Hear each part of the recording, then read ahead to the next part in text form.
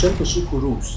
معلومه کشتی کروز چند تا مزیت داره. یکی که وقتی شما با کشتی کروز سفر می‌کنید چند تا کشور رو همزمان میتونید با هم برید. از صبح تا شب برنامه‌های مختلف داره. شب تا صبح هم که روی آب میره بیکار نمی‌مونه.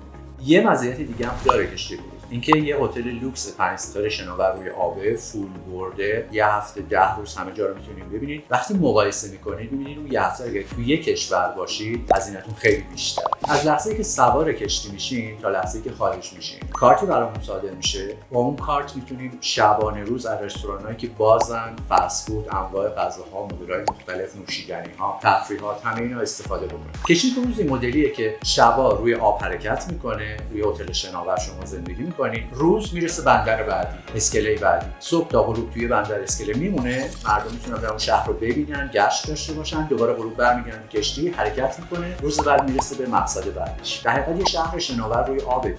6 تا